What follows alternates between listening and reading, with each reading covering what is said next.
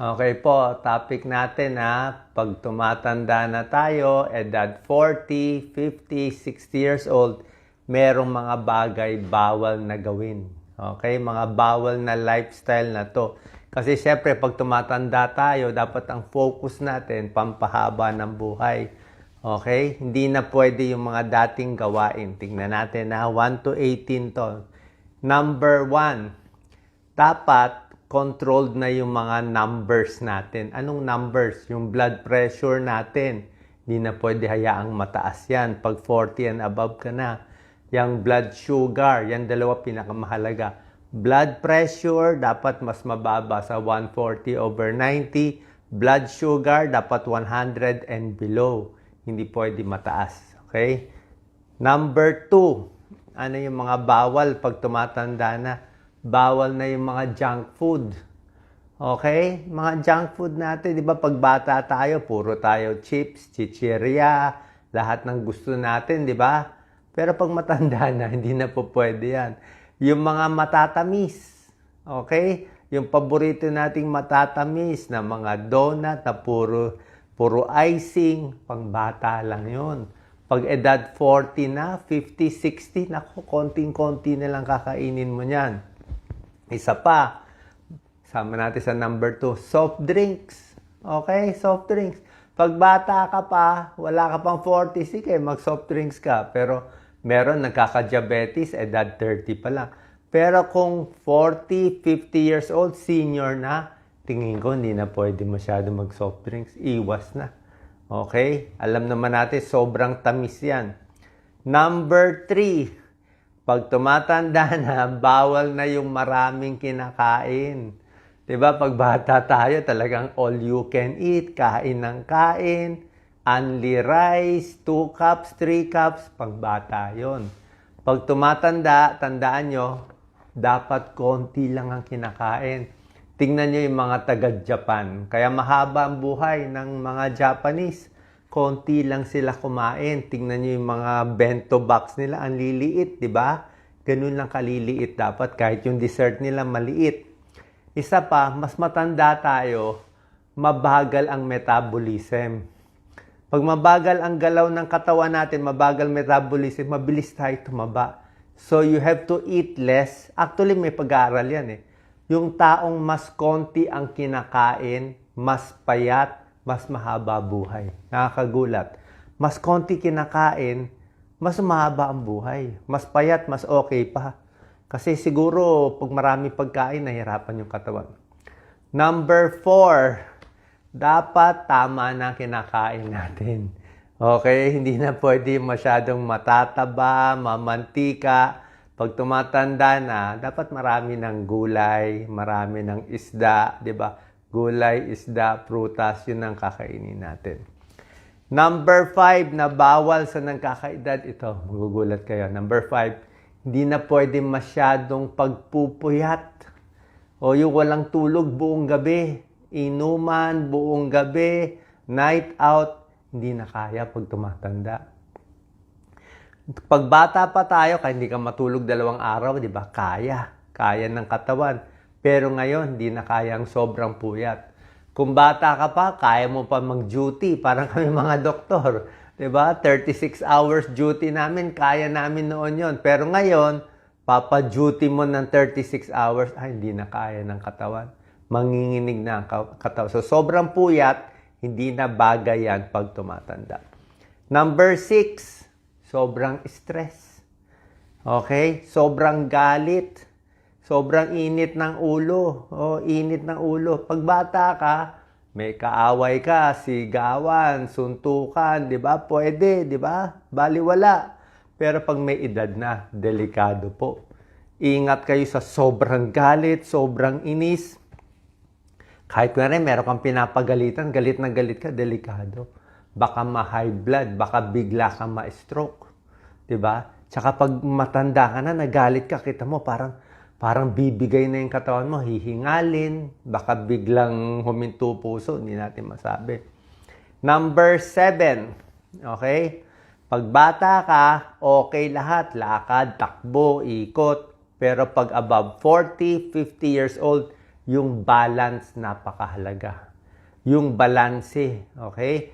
Kasi ngayon, hindi na pwede pabigla-bigla pag edad 50 pataas. Kasi na-off balance na tayo. Mapapansin nyo yan.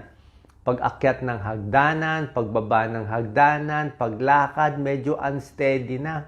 Dati, bababa ng hagdanan, walang hawak, di ba? Kayang-kaya natin, bababa tayo, may dala tayong bag. Pero ngayon, maganda hawak na kayo.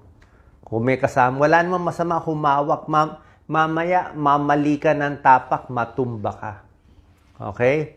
Number 8. Pag tumatanda na, dapat, ito yung pinaka-secret ko, dahan-dahan sa galaw. Ano ibig sabihin dahan-dahan sa galaw? Slowly. Actually, sabi yan ni Donald Trump, ni dating Presidente Donald Trump. Ang turo niya, ganyan. Sabi niya, dahil matanda na nga siya, di ba, nung president siya daw lagi dahan-dahan, akyat ng airplane, pababa, slowly. Tingin, pag-ikot, slowly. Bakit? Pag tumatanda tayo, maraming delikadong movements. Yung balance mo nawawala. Yung hilo mo mas madalas. Tama, di ba? Pag tumatanda, more vertigo, more hilo. Tumingin ka lang dyan sa baba, tumingin ka ganyan, mahihilo ka na Biglang ikot, medyo mahihilo ka na. Pero pag bata ka, di ba, iikot-ikutin ka nung kalaro mo, kaya natin Pero pag tumatanda, slow movement. Isa pa, mabilis na mapilay kung matanda. Oras na maling tapak, matatapilok. Maling ikot, biglang sumakit na yung likod. Diba? Tulog lang konting mali, stiff neck na agad. Bakit? Maraming diferensya. Pag tumatanda, yung neck, nagkaka-problem. Shoulder, nagkaka-problem. Likod, may problema. Tuhod ng may edad, di ba? Kamay, tuhod, lahat yan humihina. Pati puso, pati baga. Kaya slow movement lang. Huwag mong papagurin yung katawan, yung biglang akyat ng hagdanan, dalawang palapag, kita mo, hingal na hingal kayo. Di ba? Parang hinahabol nga. Dati hindi naman. Bakit? Mas mahina na ang baga at puso, mas matigas na yung puso pag tumatanda. Pati yung mga ugat tumitigas. Number 9, paggising sa umaga, dahan-dahan din pag matanda na. Marami yan nangyayari. Meron akong kakilala. Paggising sa umaga, nahilo siya, bumagsak. Na-fracture ata. Fracture kamay, fracture likod. Yan si Doc Lisa, minsan bagong gising, nagmamadali, biglang upo. Nag-vertigo siya. 3 araw, umikot yung buong bahay. Kasi nga, pag biglang na yung tenga nasa tenga yung balance natin nagkaroon ng vertigo. Tsaka delikado rin sa morning, yung biglang gising, biglang trabaho sa umaga, meron na i-stroke. Ang oras na pinakadelikado sa stroke, umaga.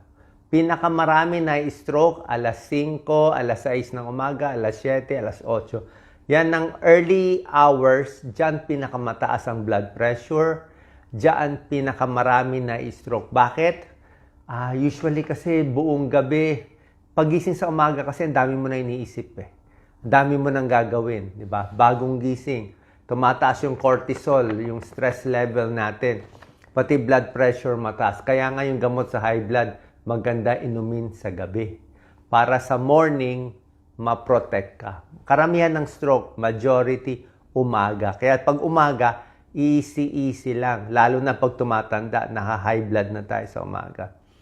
Number 10, ito bawal na yung mag-isa. Diba? Alam ko, pag bata tayo, diba kayo mga kabataan, kaya natin mag-isa. Isang buwan, tayo lang sa dorm natin, diba? Kaya natin yan Diba? Loner tayo, solo tayo, hindi natin kailangan kaibigan. Kaya yan kung bata ka. Pero pag tumatanda na, hindi na po pwede. Ang pampahaba ng buhay, sabi to ng mga edad 100 pataas, yung mga lumampas ng 100, ang pinakamasaya at pampahaba ng buhay nila, kaibigan, kakilala. Kaya yung mga senior gusto mag-usap-usap. Yan ang kailangan. Dapat kasama, may kausap. Kasi pag walang social connection ang tao, kahit pakainin mo ng healthy, okay sa lahat, walang saysay yung buhay Dapat merong kausap lagi ang senior. Laging may kausap. Social connection, pampabata, pampatalino, para hindi maulyanin at pampasaya. Number 11, ito. Pag tumatanda na tayo, sabihin ko na, let go of jealousy and hate. Ito, mahirap to. Yung mga inggit natin sa katawan, di ba? Pag bata ka, inggit ako dito. Ba't siya influencer? Ba't siya celebrity? Ba't siya maganda? Inggit, galit ako. Pero pag matanda na, 50, 60, alam mo, wala nang reason mainggit eh. Oo, senior na eh. Ba't pa maiinggit, di ba? O ba't pa magagalit? Parang buong buhay mo. Hindi na rin maganda sa katawan mo to. Actually, yung inggit, hindi lang masama doon sa tao, masama sa iyo mismo. Kaya parang wala nang reason eh. Kasi tumatanda na. Dapat nga mas matanda, mas kalmado na. Number 12, pag tumatanda, mag-isip na tayo paano tutulong sa kapwa. Okay? Kung dati, ipon tayo ng ipon ng pera, pag tumatanda na, kailangan tumulong kahit maliit na bagay. Hindi naman kailangan mayaman kayo. Help in your own little way. Hindi na pwede yung makasarili. Tsaka dapat, pag edad 50, 60, kahit papano, nakaipon na dapat konti, dapat enough na tumulong sa iba. Kasi yun lang ang meaning ng buhay, kundi puro ka na lang pansarili, wala kang magiging kaibigan. Number 13, pag tumatanda, kailangan naka-rubber shoes ka na. Oo, tingnan mo at sa ospital, kita mo sa ospital, yung mga doktor na medyo matatanda na, lahat rubber shoes. Sa ibang bansa, yung madalas maglakad, di ba? Marami sa kanila rubber shoes. Tayo sa atin, tsinelas. Hindi pwede tsinelas eh. Kailangan rubber shoes, hindi dahil magastos tayo, para protektahan ang tuhod, ang paa, ang likod. Magandang rubber shoes, kailangan gastusan yan. Kasi para ang tigas-tigas na mga nilalakaran natin sa Pilipinas, ang tigas-tigas. Pag wala kang magandang rubber shoes, mapupudpud ang tuhod mo. Sasakit ng likod. So at least, parang may shock absorber. Parang kotse, di ba? Maganda yung kotse na maganda yung shocks, di ba? Hindi ka nanginginig sa loob, di ba? Kahit na lubak, baliwala. Ang ganda kasi ng shocks, ng shock absorber ng kotse mo. Ganun din. Pag maganda ang rubber shoes, kahit matigas o ano, mas hindi ka matatapilok, hindi ka masusugat, safe ka lagi. Tsaka yung rubber shoes, maganda yung may arch siya, yung may arch. Yung paa na medyo nakataas dito para protected yung arch. So, rubber shoes. At hindi lang rubber shoes, ilakad mo. Diba? Kailangan hindi pwede rubber shoes, nakaupo ka lang sa bahay. Subukan nyo, 3,000 steps a day. Okay lang sa akin, 3,000 steps pag senior na. Bata-bata, sige, 5,000 steps kung malakas, minsan mahina. Oo, yung 10,000 steps na tinuturo nila, kung kaya lang. Pero kung di kaya, 5,000 pwede na. Pag senior, 3,000, 2,000, pwede na yun, kaysa wala. May tulong na yun. May pag-aaral sa senior, 4,500 steps lang. Kasi pag pinilit mo yung 10,000, mapipilayan ka. May injure ka lang. O, maniwala kayo. Tama ba ako? Hindi. Kayo mag-comment. Pinilit nyo 10,000 steps, nilakad nyo. Pangit pa yung rubber shoes nyo, nakabalat kayo, kita mo, na-injure kayo. Tapos isang buwan kayo hindi nakalakad. Kasi nga, pag matanda na, dapat unti-unti. Mahirap sundin yung mga tinuturo sa, minsan basta mag 10,000 steps ka, maglakad ka isang oras. Minsan, hindi possible eh, hindi kaya eh. Konti, konti, konti. Yan ang turo ng Japanese style. Slowly, dahan-dahan. Number 14, bukod sa paglalakad, kailangan meron tayong konting light weights. Pwede may grocery, yung mga light lang, siguro 2 pounds, 3 pounds. Huwag yung sobrang bigat. O bili kayo ng dumbbell, 2 pounds, 3 pounds, siguro hanggang 5 pounds, mga 20 times, ganyan. Tapos yung upo tayo, ganyan, no? Upo tayo, maganda yan sa hips, sa ano natin, sa hita. So, kailangan may konting resistance. Wall push-up. Dito sa wall. Wall push-up. Maganda yan. Kung nahihirapan kayo, di malapit kayo, madali lang yan. Mas malayo. Yung tunay na push-up, kung kaya nyo, pero hindi ko pinapayo. Konting exercise, pwede na yan. Okay? Bawal yung upo ng 7 hours. Di ba? Ginawan ko ng video yan. Ang nakaupo ng more than 7 hours a day, maikli ang buhay. Kaya dapat within, lakad-lakad. Para ngayon, after this video, lalakad ako. Number 15, pag tumatanda, gamitin ang utak. Okay? Use your brain na. Hindi na pwede yung matutulog na lang ako. Pilitin mo mag-compute. O, i-compute mo lahat ng utang mo. Hindi, lahat ng, kahit ano, i-compute mo. O, kaya rin, mahilig ka sa basketball o sa football, mag-compute ka na mag-compute. Pagganahin na pagganahin. Gumawa ka kunwari ng project, makipagdebate. Kasi, the more you use the brain, hindi ka maulyanin. Basa ng basa. Kasi pag hindi mo ginamit yung utak mo, walang kausap si nanay, si tatay, si lolo, si lola, mauulyanin. Kaya nga, tulad na sinabi ko nga, social connection, kaibigan, di na pwede mag-isa, gamitin yung utak. Kahit mag-retire ka sa trabaho, gumawa ka ng ibang project. Number 16, dapat pag tumatanda na, safety tips at home. Sobra important to. Kala nyo, ano ba yung safety tips? Naku, naliligo kayo sa banyo nyo. Ngayon kayo, punta kayo sa banyo nyo. Ilang beses kayo muntik madulas sa banyo? Sabihin mo, mag-comment kayo. O, tunay ba sinasabi ko? Ilang beses kayo muntik-muntik madulas? Muntik pagdulas, baka tumama yung ulo sa semento. That's it. Diba? Dudugo na yung ulo niya. Kasi yung mga CR natin talaga, ang dulas eh. Ako, ang ginagawa ko, meron kaming rubber mat. Oo. Pero minsan yung rubber mat, nadudumihan din eh. Inaamag yung rubber mat, di ba? Hirap din. Kaya meron ako mga handle. Yung handle sa sidebar. Pakabit kayo ng handle. Tapos, dapat meron talaga eh. Medyo steady. Tsaka, isa pa pala, lagi ako may silya sa banyo. Lagi ako may silya. Plastic na silya. Bakit? Mahirap magkuskus ng paa eh. Kaya nyo magkuskus ng paa, nakatayo, kukuskus. Mahirap. Baka pag senior, baka mahilo kayo eh. Subukan nyo, silya na lang. Minsan pa naliligo kayo, nabasa yung mata nyo ng sabon. Kaya nyo ba tumayo?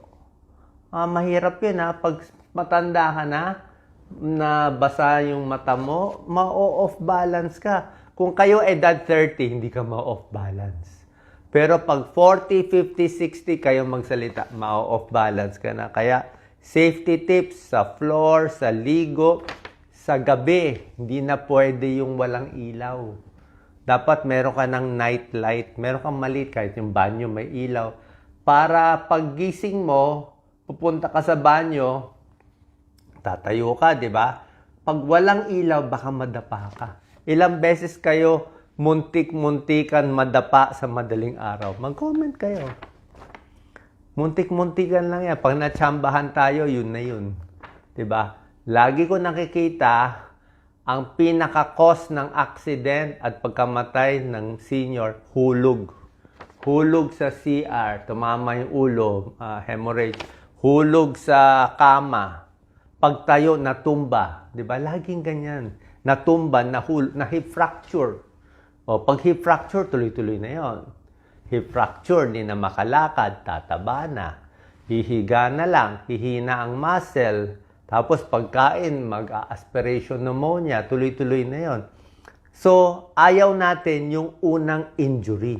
Kumbaga sa baso, maganda wala pa siyang basag. Kasi oras yung baso na basag na konti, anong nalamat konti? Nahulog eh, na-hip fracture na eh. Natumba na eh, hindi na makatayo eh. Oras na nabasag na siya, mabilis na siya mabasag ulit. So, ganun din sa tao. Oras na na-stroke na, baka magtuloy-tuloy. Oras na napilay na o hindi na makalakad, lagi na naka-wheelchair, tuloy-tuloy na yon. Baka mamaya mag-varicose na o di ba humina na likod. Kaya dapat pipilit natin maging gumagalaw at independent. Di ba? Ilaw sa gabi, ganyan. Yung lalagyan ng mga handles, safety tips. Pati rin sa magnanakaw, dapat maingat tayo. Ingat din sa aso, pusa, ha? Aso, pusa, minsan may rabies yan. So, mamaya makagat kayo, ingat din. Number 17, to. Pag matanda ka na, be careful na sa weather conditions.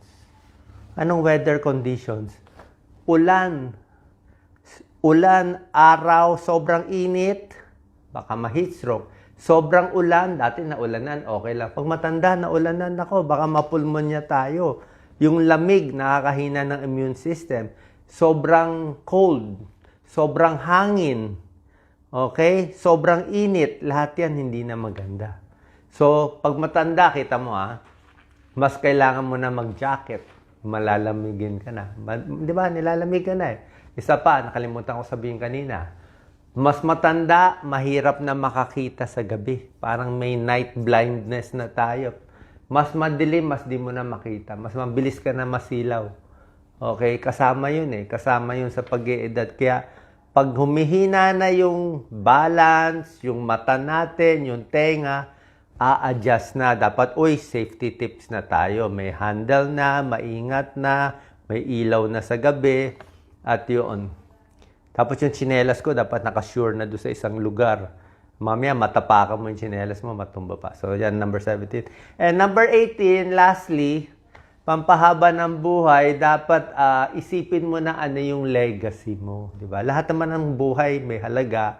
Parang mag-iwan ka ng magandang ehemplo sa pamilya mo, magandang ehemplo sa kaibigan, para sa susunod na generation. Meron tayong maiwan na maganda. Kasi yun na lang magiging happiness mo. Parang sabi na ibang tao, nabuhay yan ng matagal puro pansarili lang, wala naman tinulong, pangit din naman, di ba?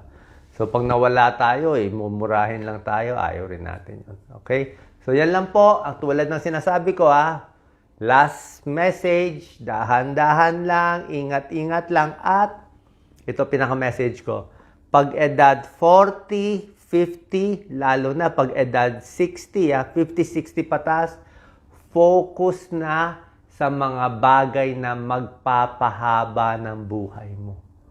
Kasi mas mahaba ang buhay mo, mas panalo ka.